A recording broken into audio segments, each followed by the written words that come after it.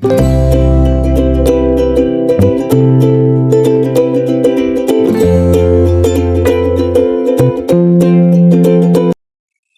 সবাইকে, আমি Anika. Welcome to my YouTube channel. নতুন আরেকটি ব্লগে আপনাদের সবাইকে স্বাগত। আশা করছি আপনারা সবাই খুব ভালো আছেন। হ্যাঁ, আমিও আপনাদের দোয়ায় খুব ভালো আছি। তো চলেন আপনাদের সবাইকে নিয়ে আমার আজকের ব্লগটি শুরু করি। আজকের ব্লগটি ছিল 26শে মার্চের ছুটির দিন ছিল। তো সকালবেলা ওর বাবা হাঁটতে গিয়ে নাস্তা নিয়ে এসেছে। তো নাস্তা টাস্তা খাওয়ার পরে ঘরের অনেকগুলো কাজ করে নিলাম। তারপরে না কেন জানি না রান্না করার আর কোনো ইচ্ছে হলো না। তো ওর বাবাকে বললাম চলো না একটু কোথাও যাই। তো ওর বাবা বললো কি খাবে। তো অনেকদিন না আমার পছন্দের এই রেস্টুরেন্টে যাই না, বাঙালিয়ানা ভোজ, মানে ভর্তার জায়গা।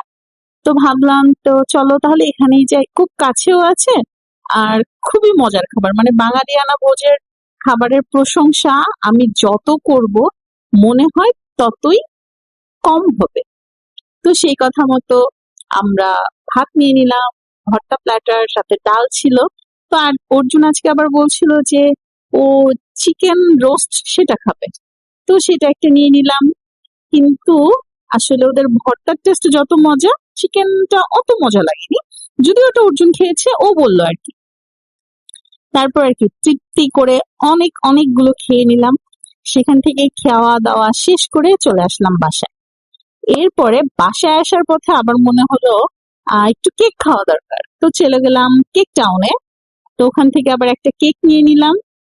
মানে আমার না অদ্ভুত অদ্ভুত, মানে মাঝে মাঝে আমি আসলেই চিন্তা করি যে কি মানে আমি যে কেমন আমি নিজেই জানি না। আর বিশেষ করে আমার হাজবেন্ডকে জানাবো অনেক অনেক ধন্যবাদ, কারণ সে আমার ছোট্ট ছোট্ট আবদারগুলো না খুব সহজেই পূরণ করে।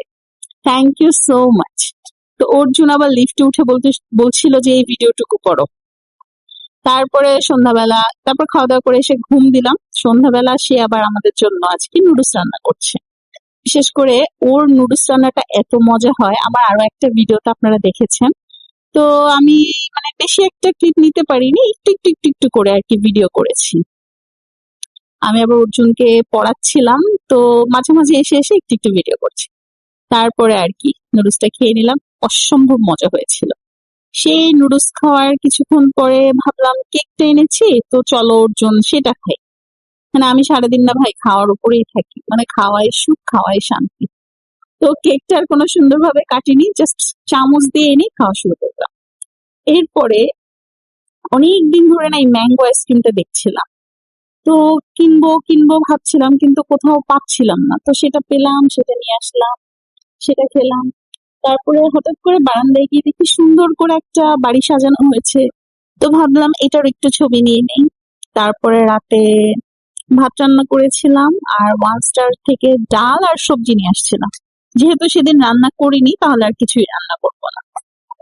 তো অর্জুনের বাবা বলতেছে আসলে তুমি পারো, কিন্তু না আমার কাছে না ওয়ান স্টার এই ডাল আর সবজিটা দিয়ে না ভাত খেতে বেশ মজা লাগে, বেশ মজা লাগে, মানে খুবই টেস্টি হয় ওদের এই ডাল আর সবজিটা। তো সেগুলো খেয়ে দিয়ে একটা মুভি নিয়ে বসছিলাম। কি আর বলবো, মানে আমি যে কি অদ্ভুত, একটা মুভি দেখছিলাম আর খাওয়া দাওয়া করছিলাম। খাওয়া দাওয়া কিন্তু শেষ, মুভি আর শেষ হয় না। তো অর্জুনের বাবা বলছিল ঘুমিয়ে পড়ো, পরের দিন একটু বাইরে যাওয়ার আছে, সকাল সকাল উঠতে হবে। কে শোনে কার কথা, আমি তো সেই মুভি দেখা নিয়েই ব্যস্ত হয়েছিলাম। এরপরে দেখতে থাকেন, একটা মজার পার্ট আছে।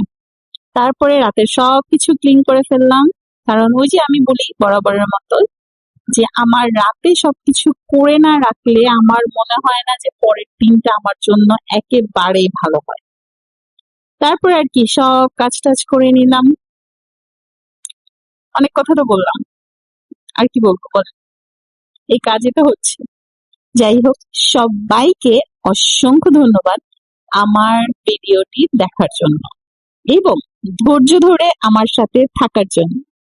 তো আমার ভিডিওটি যদি ভালো লেগে থাকে অবশ্যই চ্যানেলটি সাবস্ক্রাইব করে আমার সাথে থাকতে হবে, এবং আমার এই ভিডিওটি কেমন লেগেছে কমেন্ট করে কিন্তু আমাকে জানাতে হবে।